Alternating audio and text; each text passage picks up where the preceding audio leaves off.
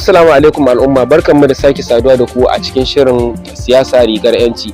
Shirin da kan zo muku daga gidan tashar fitila RTV haskaka al'umma, wanda ni naku mai gabatarwa Yusuf M Kazaure zan gabatar.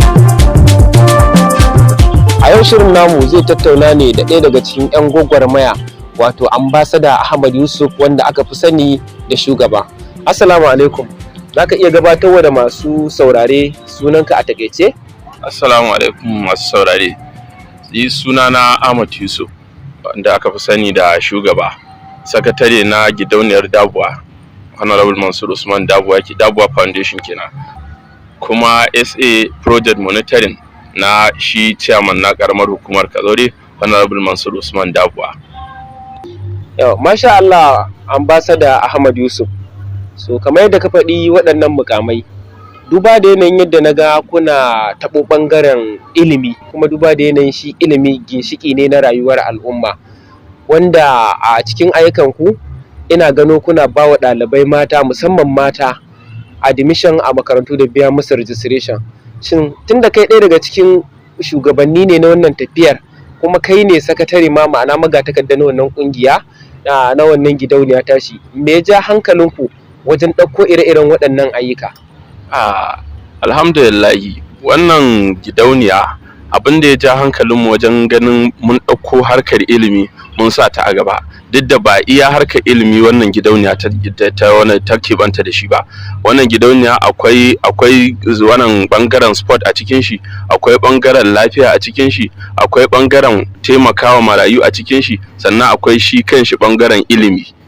Na farko abin da ya sa muka ɗauki ilimi akan muka fifita shi, ko muka bashi full priority akai, shine shi ilimi shine ginshiƙin rayuwar ɗan adam gaba ɗaya. A takaice dai abin da yasa muka fi taba ilimi, da ilimi ne zaka fitar da likita a ciki, a ilimi ne zaka fitar da malamin makaranta, a ilimi musamman ma a bangaren mata.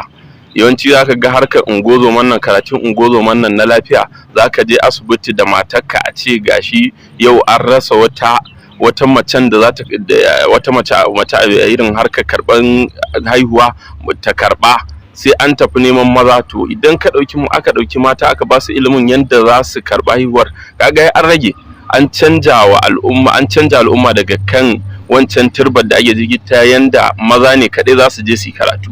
Shi yasa a takaice dai kenan ambassador, in na fuskance ka, bangaren ilimin nan dai ya hada da manufofi da dama da kuke da su.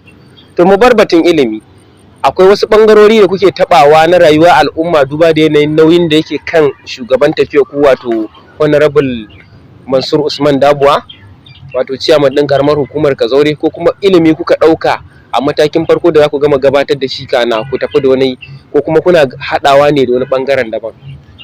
Muna haɗawa da ɓangarori daban-daban. Idan ka ɗauki harkar security a ƙaramar hukumar Kazaure, kowa ya sani duk asalin ɗan ƙaramar hukumar Kazaure wanda yake yanzu yana rayuwa, ba wai ya rayu a ƙaramar hukumar Kazaure da ba.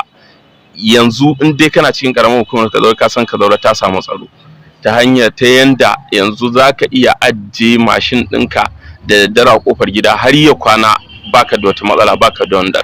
Akwai kwamati a cikin kowace unguwa, sannan jami'an tsaro suna nan suna ta zazzagayawa da su da 'yan kwamitin da ke cikin unguwa, yanda yanzu kafin ka ji an ce wai da daddare an tsallaka gidan mutane an yi sata, da zai wahala. To alhamdulillahi, mun ji daɗin tattaunawa da kai.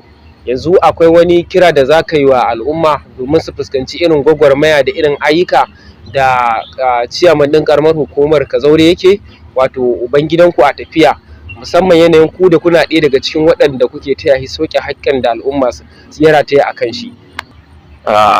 Kiran da zan yi wa al'ummar ƙaramar hukumar Kazaure, yanda ake bawa shi Alhaji Honorable Mansur Usman Dabuwa chairman haɗin kai, a ci gaba da bashi, dan alhamdulillahi tun da Alhaji Mansur Usman Dabuwa ya hau matakin chairman, ba 'yan jam'iyyar APC ba ma, hatta jam'iyyun adawa sun goya mai baya, sun amince da shi 100% dan ina tunanin tun da aka kafa karamar hukumar Kazaure ake siyasa a cikin ta, ba a taɓa yin ɗan siyasar da ya shigo karamar hukumar Kazaure da kafar dama ba kamar shi. Dan shi yanzu ba wani bangare ko wani gida da yake zuwa ya soke harkar tafiyar siyasar shi ko harkar yanda yake tafiyar da shugabancin shi. Sannan kuma shi har kullun kofar shi a buɗe take, duk wata shawara idan ka taho tun daga karfe 10 na safe idan ya shiga ofis har 10 na dare yana nan, abinda kawai yake zaman jiya kenan a kawo mai shawarwari, ba ruwan shi da wani bangaren party na siyasa, APC ne PDP ne, duk shawarar da za ta ciyar da Kazaure gaba shi abin da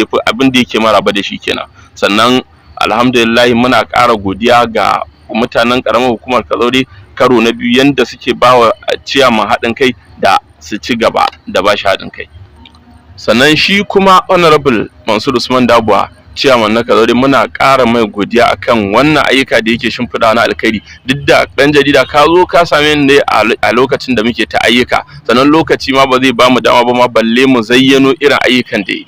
To a haka dai duk da su mutanen karamar hukumar Kazaure sun sa ayyukan da muna ƙara mai godiya akan ayyukan da muna ƙara mai fata alkhairi yanda ya fara wannan gwamnatin tashi lafiya, Allah ya sa ya gama lafiya. To Ambassador Ahmad Yusuf Kazaure shugaba, ina godiya da amarar lokacinka da ka bani, duk da na same ku ne kuna gabatar da ayyukan kwalbatai, to amma hakan na ji daɗin lokacinka da ka bani na ɗan mun takaitaccen bayani kamar yadda ka faɗa ɗin.